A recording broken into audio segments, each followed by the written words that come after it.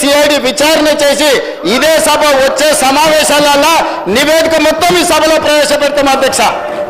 ఇవాళ వాళ్ళ దొంగతనాలకు కట్టుబడుతుందని, ఇవాళ వాళ్ళ దోపిడీని నిలువరించి, ఇసుకలో ఆదాయాన్ని పెంచి, మైనింగ్లో ఆదాయాన్ని పెంచితే ఈ రాష్ట్ర ప్రభుత్వానికి మంచి పేరు వచ్చి గత 10 సంవత్సరాలు వాళ్ళు పాల్పడ్డ దోపిడీ ప్రజలకు అర్థమవుతుందని చెప్పి ఈ ప్రభుత్వం మీద బురద జల్లడానికి, లొంగని మంత్రుల మీద ఆరోపణలు చేయడానికి ప్రయత్నం చేస్తారు.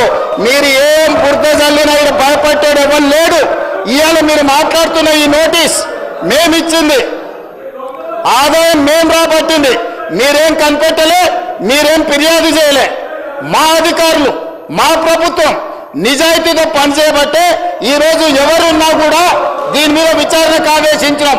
నేను ఈరోజు వాళ్ళు ఉన్నారు, వీళ్ళు ఉన్నారు, మంత్రులు ఉన్నారని ఉన్నా లేకున్నా వాళ్ళ పేర్లు తీసుకొని వాళ్ళ మీద బురద జల్లి మానసికంగా వాళ్ళని ఒత్తిడి చేసి బ్లాక్మెయిల్ చేసి భూములు రాపించుకుందామనే ఇట్లాంటి పప్పులు ఉడకవు అధ్యక్ష. ఆ కంపెనీలో మంత్రి గారికి కానీ మంత్రి గారి కుటుంబానికి సంబంధం లేదని ఆ మంత్రి గారు గతంలోనే చెప్పిండు.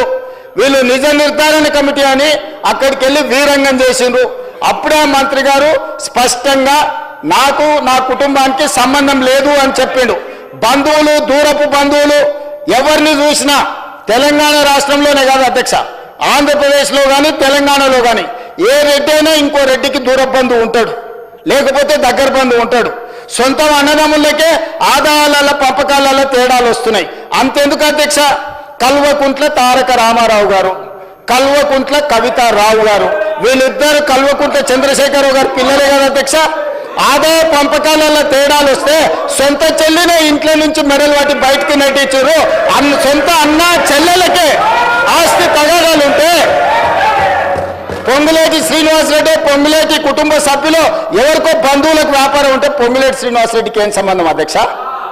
మీలాగా సొంత చెల్లెని ఇంట్లోకెళ్ళి ఎలగొట్టి, పార్టీలకెళ్ళి ఎలగొట్టి దోపిడీకి పాల్పడ్డ మీరు ఈ రోజు వారి బంధువులకు, దూర బంధువులకు వ్యాపారం ఉందని చెప్పి శ్రీనివాసరెడ్డి గారికి ముడిపెట్టి శ్రీనివాసరెడ్డి గారిని బెదిరించి లొంగ తీసుకోవాలని ఏదైతే ప్రయత్నం చేస్తుందో ఇది దిక్కుమాలిన చర్య.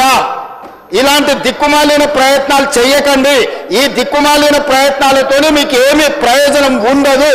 కాబట్టి నిక్కచ్చిగా ఈ ఇసుక మాఫియాలో కానీ, లీజుల మాఫియాలో కానీ గతంలో ఫైన్లు, పెనాల్టీలు వేసి వాటిని తగ్గించి వాళ్ళని పార్టీలోకి చేర్చుకొని తిరిగి మళ్ళీ తొలగించాలని చేసిన ప్రయత్నాలన్నిటిని కూడా ఈ విచారణ ద్వారా నిగ్గు తేలుస్తాం, ఒక్కరొక్కరి సంగతి చూస్తామని చెప్పి తమ ద్వారా తెలియజేయదలుచుకున్న అధ్యక్ష.